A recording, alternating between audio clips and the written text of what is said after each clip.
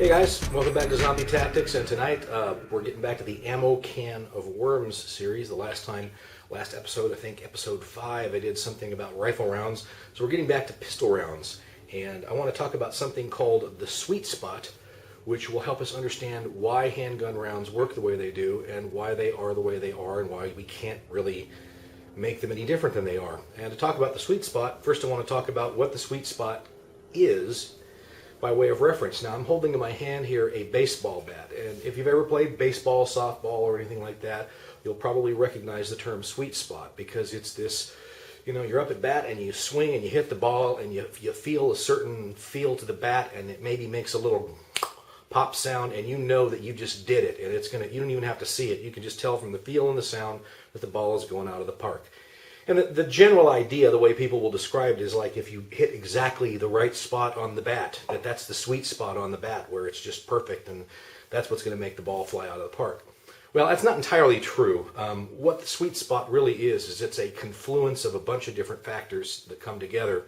The ball's traveling at a certain speed, it has a certain rate of spin on it, you're contacting at a certain point in the swing, it does hit within a certain range on the bat. All of these things come together, and all of the various physical factors of the laws of the universe come into play to make that's the right general range of things, that if you hit it with all those factors kind of in play to that degree, there you get the sweet spot effect, and that ball is out of there. The same thing happens pretty much with any kind of sport or game where you're going to hit a ball with a stick. Pool, golf, anything like that. Badminton, kind of, I guess. A racket is a kind of a stick, or tennis, croquet, any of those things. There's a certain area where all those physical properties come together, and you get a perfect swing or a perfect hit or something like that, and you can feel it, you can hear it, or people learn to feel it and hear it. And the reason why that's important is because those things are described by their physical properties. The laws of the universe are kind of all coming together there. The planets are aligning, so to speak, so far as the way that the size of the ball and the bat and everything come together. There's that little range of possibilities where things really work well. Well, if we take that general concept that there's a range of physical properties that work really well, and we go over to the animal kingdom, we'll see a similar thing. If you take a look at a mouse, for instance, and a rat, you'll notice that a mouse and a rat look pretty similar, and pretty much all little teeny mammals that are of that size, a hamster, a vole, whatever, they all kind of look like that kind of mouse kind of little rodent shape to be, in that general range. And that's because those parameters work well for an animal that size. All those physical properties, including the internal organs and everything like that and their relationship, that works really well for an animal that size.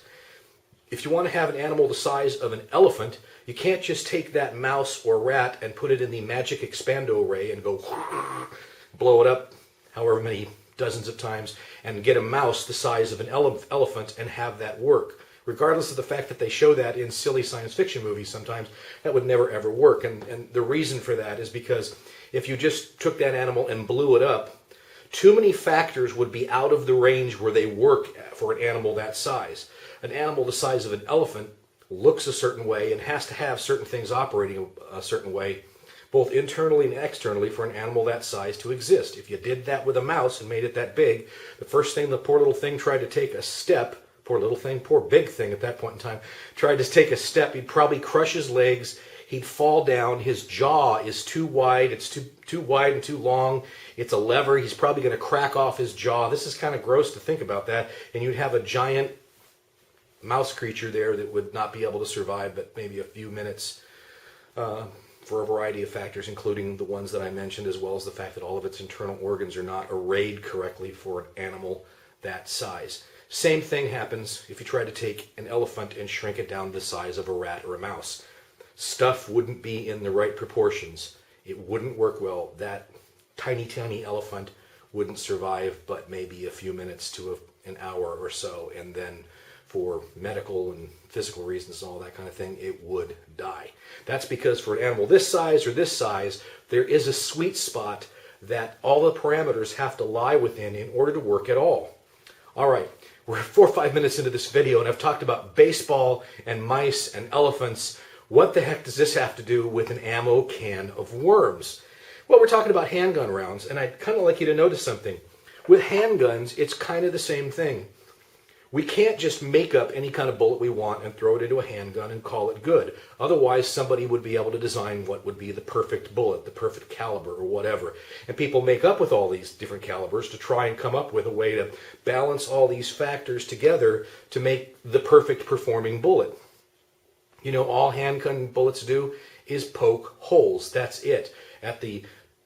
At the size that they are and the speed that they travel, they don't carry enough kinetic energy to do all that secondary wound characteristic stuff that rifle rounds sometimes do with a blast wave that blows things up, or all this spinning, twisting, and all that kind of stuff. It's just not present with a handgun round. All they do is poke holes.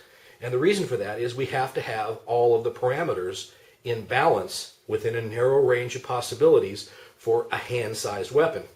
And that doesn't work very well if we try to go outside of those parameters too much. That's one reason why, for instance, if you take a look at the three most common handgun rounds, 9mm, 40 Smith & Wesson, and 45 ACP, they are actually a lot closer in performance than anybody would like to admit. As a matter of fact, they're nearly identical in terms of actual terminal ballistics. And when you take a look at the size of them, the diameter, for instance, is within about 2 millimeters or so of each other. It has to be, because of the way everything has to work together in a handgun size package. 2 millimeters, by the way, is about the thickness of two human fingernails stuck together. The average human fingernail is about 1 millimeter thick. Two of them together, of course, 2 millimeters. It's just a little bit more than that is the difference in size between a 9mm round and a 45 caliber round. Well, we're trying to balance these factors in certain ways in a handgun sized package to get some kind of performance out of it that'll poke holes in people or do as much damage as possible. How can we do that? Well, one solution is to use a big, heavy round like this. And when I say big, I mostly mean heavy, because again, it's only 2 millimeters difference. And you can throw in a 38 special here for a second if you want to talk about revolvers as well, but the same concept comes into play. 2 millimeters difference in the diameter, and neither one of these are going to poke a hole larger than the diameter of the round. Matter of fact, most of them will poke a hole that if you measured it later will actually turn out to be just a little smaller or a little larger than the diameter of the round, and that has to do more with the physical properties of whatever structure on the body you're hitting than it does the round itself. Forensic pathologists, medical examiners, coroners, trauma surgeons, ER surgeons, and stuff like that, they cannot even tell the difference between these two rounds, 9mm and 45 caliber, unless they actually recover the round. That's because they do about the same thing. They just do it in different ways. The 45 caliber does it by using a heavy projectile that travels fairly slow. Because it's heavy, even though it's traveling slow compared to the 9mm, it's still moving fast enough, and it maintains an important physical property called momentum. And it's because of the momentum that it is able to penetrate and do damage and make, 11mm size holes. The 9mm, on the other end of things, 2 millimeters smaller around, somewhere around half the weight. Well, how do we get it to poke holes? If it traveled the same speed as the 45, it would be completely pathetic. So what we do is we increase the speed of it, which we can do with less powder, by the way, because we're moving a less heavy object, simple physics, and we get more velocity out of it. Because of that velocity, we're getting about the same amount of kinetic energy. We're just going to use it in different ways. The 9mm ends up having enough kinetic energy at the point of impact that even though it doesn't have the same amount of momentum that a 45 caliber round has, it has more than the 45 would at that point in time, and it gives up that momentum in the process of penetrating. When it comes right down to it, they both do about the same job, and they make almost exactly the same size holes, which is exactly what the 40 caliber does, and exactly what the 38 special does, and exactly what even something like a 380 Kurtz does at close range. The differences between something like a 38 special and a 380 Kurtz in performance, terminal ballistic performance, the actual wounds that it creates, will more be a matter of what range you can shoot at than the actual size of the hole. The depth will be determined by the distance that you're shooting at or whatever intermediate structures it has to get through. These will do a better job of penetrating than these will. And the 380 is kind of an outlier. Well, there are other outliers too, like 357 mag, 357 SIG, 10 millimeter. If we took a look at 10 millimeter, we'd find out that 10 millimeter uses exactly the same projectile, the business end, that comes out of the gun. So basically what it is it's poking exactly the same size at hole as a 40 caliber Smith & Wesson does. It just has the potential to make a deeper hole. Now whether that's deeper penetration in a really big person or a really big animal like a bear, which is something that people will say 10 millimeter is good for, or whether it just means a lot of over penetration, which means all of that extra energy doesn't do any good, that's up to debate. When it comes right down to it though, my personal opinion is that anything in this range, 9, 40, and 45, are perfectly adequate to the job. This size of cartridge, at least in diameter and to some extent the size of the overall cartridge, is the sweet spot for handgun cartridges. We really can't make them bigger and heavier than this without having to use a whole lot more propellant or gunpowder in the cartridge. That's going to make a bigger cartridge, which means we can only hold so many bullets, and because we're putting a whole bunch more power into the thing, it means we can barely handle the thing. Okay? If we want to make the round a lot smaller, we have to start increasing the velocity to the point where it gets more and more trouble to have a handgun size package with a round that makes a difference. This is, for instance, the reason why the 5.7 round from FN Herstal is kind of an odd ball and a weak performer. The idea there was you were going to be able to make something that was essentially a 5.7 millimeter cartridge, which is about the same size as a 223 5.56 rifle round, so far as the projectile is concerned, but that you were going to be able to put it in a pistol-sized package. Take a look at that cartridge sometime and take a look at the grip, the handle of that gun, and you'll see that we're having trouble making all of that stuff work. And frankly, it doesn't end up working that well. You end up with a round that penetrates pretty decently through armor, which is the big thing that it does, but it makes holes that are so teeny tiny that you're left with a handgun that doesn't really live up to its potential. So that brings us right back to the sweet spot in the 9 millimeter, 40 and 45 range, which is where we pretty much are stuck staying unless there's some major change in metallurgy or propellant technology or some kind of interesting technology to absorb recoil or something like that. 9, 40, and 45, the rounds I'm holding in my hand that you can't see, they are those sizes for a reason. It's not like people just made this up out of whole cloth. They have to be there in the same way that a mouse has to be the way that it's put together to be that size, and the elephant has to be the way that it is put together to be that size. The same reason that this bat and ball and the ball being thrown at a certain angle and everything like that works together to create a sweet spot to knock that ball out of the park. All of those physical characteristics that come into play are the same kinds of physical characteristics that say we can't have a handgun outside of this range of sizes.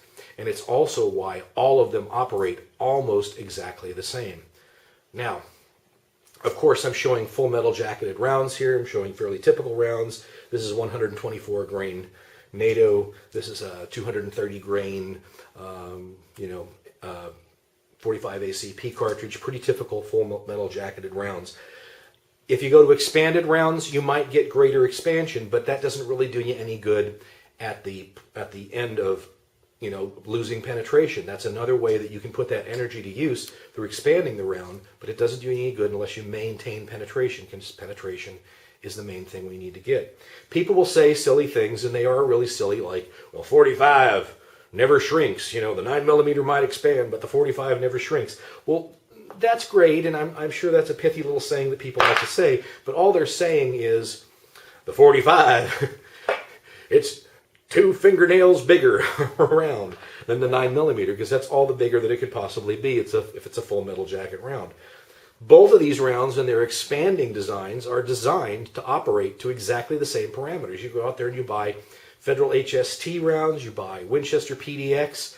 They're not just making the round as awesome as they can, they make that round to fit a certain role and have a certain amount of penetration with potentially is an important word, potentially the same kind of expansion that you see in gel tests.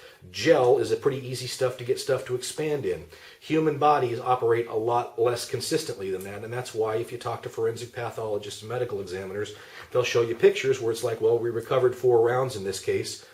One of them kind of halfway expanded, the other 3 didn't expand at all.